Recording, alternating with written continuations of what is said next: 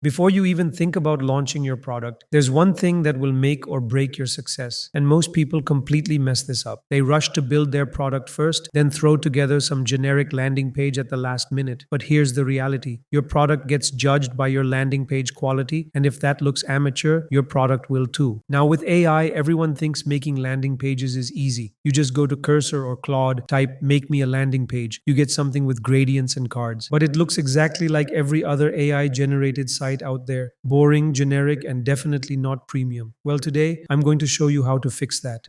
So, I was scrolling through X and stumbled upon this post by Legion's dev. They had shared a public template for designing landing pages, and I thought it looked incredibly professional and amazing. There were so many small details that made it appear completely human designed rather than AI generated. I went ahead and opened up the chat in V0 since that's where it had been designed. You can see the whole conversation right here. Upon opening it and testing it out, I noticed subtle details that made the website even more responsive. So what I did was read through his prompts carefully. I wanted to create a template so that anyone could easily achieve amazing designs like these, regardless of which AI agent they were using. First, I tried giving the same prompts he used to Claude Code. After the first and second attempts, Claude Code didn't generate anything close to what I wanted. For example, it needed to create this specific design component, but Claude Code just produced some kind of basic dot structure instead. I even tried providing the description of what V0 had actually implemented, but it still didn't produce the desired result. It just added a gradient to the previous result, and it still didn't look that great. So here's what I did. I copied the final result from the site and broke it down completely. I took the end result, the actual code, along with some of the original prompts he used. Now I'm going to share the best tips and insights for creating amazing websites like these using a detailed breakdown of the website that was built on V0. Now, a quick break to tell you about today's sponsor, Chat LLM. So many AI tools out there, but buying them all? Expensive and messy. Now, you don't have to. Chat LLM Teams gives you every top AI model in one place: ChatGPT o3 Pro, GPT 4.1, Claude Sonnet 4, Llama 3, Gemini 2.5 Pro, Abacus Smog, DeepSeek, Grok 4, and Root LLM auto picks the best one based on your prompt. Want visuals? It generates images using Flux, Ideogram, DALL-E, and videos using Kling, Runway, Hilo, and more, instantly and effortlessly. Your content feels robotic? Humanize it and pass AI detectors with ease. Need reports or slides? It builds full docs and presentations with charts and deep research. Coding? Use the built-in Code LLM editor or launch Deep Agent to build full apps and agents. All this for just $10 a month. Visit chatllm.abacus.ai or click the link in the description now.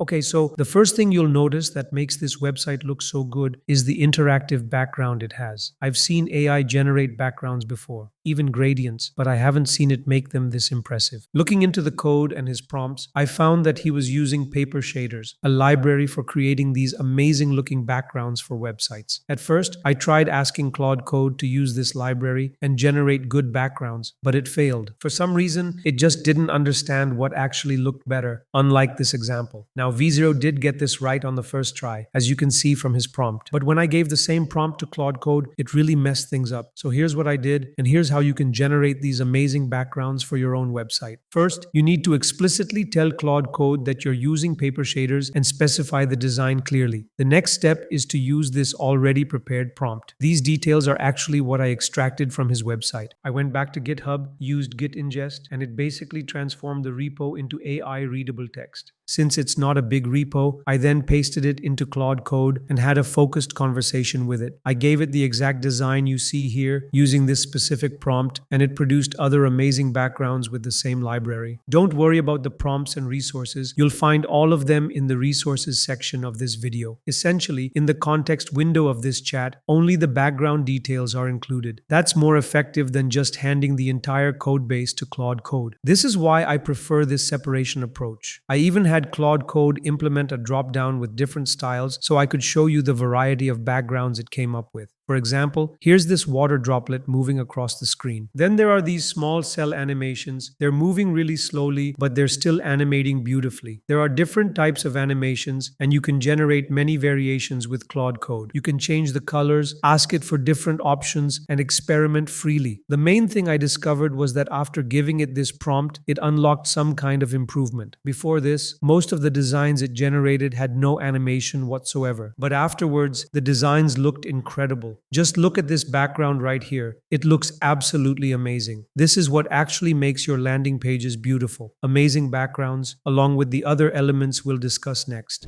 Now, next up on the website, you'll see down here this small rotating circle, which displays V0 is amazing while it animates. Over here, you'll notice a small pop-up or merge animation as well. I also noticed that along the way, the author tried to implement even more animations. And I know that many of you, when implementing animations, just tell AI to go ahead and add them. But that's actually not the correct approach. Using specific libraries for animations is a much better practice because the AI doesn't have to create everything from scratch. Instead, it leverages a library that's already built to handle animations professionally. One of the best libraries for this, something AI models are actually very skilled with, is Framer Motion. Basically, you just import it and it offers pre-made, amazing looking animations for all kinds of elements including buttons, components, and more. So here's what you should do. Whenever you're implementing an animation, make sure to use this approach. For example, if you wanted to implement this rotating circle animation right here, you would ask the AI to create a rotating circle with text. But along with that request, you'd also provide this prompt telling it to use Framer Motion for React, which is the React version of the Framer Motion library. When you do this, the results are significantly better. Even in my own testing, I've seen countless examples where simply using this library makes animations smoother and more stable. Because these animations are pre-configured within a library rather than being custom code, there's a much lower chance of things breaking. For instance, if I change the background of this website, the moving element animations wouldn't randomly break because they're built with Framer Motion's reliable foundation. So definitely try to use this library as often as you can whenever you're implementing animations. So on the topic of this particular animation, it's actually really amazing to see these little quality animations because they make the whole website experience so much better. On that note, I'll leave a list of additional animations in the description. Basically, if you were to implement this effect, it wouldn't just be a simple mouse cursor or a small circle popping out from the side. What actually happened here was a gooey morphing effect. That means these are two separate elements that have been morphed together using this gooey animation technique. So here's how you do it. First, have the AI create two separate elements. For example, tell it to make a login button and then a small arrow circle. After that, give it a prompt to apply a gooey morphing animation between them. And again, specify that it should use Framer Motion for this effect. This is how you'll achieve these small but incredibly impactful animations. Also, I went ahead and found some other examples as well and tested them thoroughly. You'll be able to access all of those in the resources section too. So next up, another small detail that really makes the website look impressive is the different font choices the author used. They didn't just stick to the normal default font that AI usually generates, which wouldn't have helped the overall look of the site. By implementing a different font, especially for a single word, it adds a tremendous amount of character to the landing page. The go-to place for getting fonts is Google Fonts. You can go there, and implementing the fonts you find is really straightforward. For example, I saw this font that I liked, and to implement it, I simply copied the code and told Claude Code to add it. Here, you can see that I asked it to apply the font specifically to the word beautiful, and I provided the link I copied. It went ahead and implemented it perfectly. Now, even though the font I tried isn't necessarily better than the one that was already there, it demonstrates how easily you can customize it. So definitely try out different fonts on your websites. Just like they did here with specific words, it makes your site look much more polished and gives it significantly more character. Now, when you actually look at the site, in my opinion, it looks absolutely amazing. Along with the gradient and the fonts, another crucial factor is the layout they chose. For example, when they implemented the wording, you can see that instead of putting it in the center, they purposefully placed it in the bottom left corner. That made it look significantly better. For this, you basically need to know some website layouts you can use to improve your designs. You don't have to reinvent the wheel. You can simply take inspiration from websites that are already out there. For that, I found a website gallery called Landbook, which I've been using recently for design inspiration. You can find different layouts, structures, and mapping styles for websites, and they provide excellent ideas. Just look at this one right here. In my opinion, it looks incredible, and it's essentially just a layout. For example, if you were making a landing page for an agricultural product, this could easily work. All you'd need to do is give a screenshot of this to Claude Code and tell it to use agricultural images along with your logo. But if I had just gone to Claude Code saying, hey, I want to make a landing page, even if I added fonts and backgrounds without a proper structure or a unique layout, the results wouldn't look impressive. Just look at this site right here. It has so many of the same qualities as the one the original author made. Short chunks of text with different fonts, animated backgrounds, and a distinctive layout. All of that combined makes your landing pages look truly professional. And honestly, all you have to do is take a screenshot and give it to Claude Code. That's it. They even provide a color palette, which is also fantastic, so make sure to use that as well.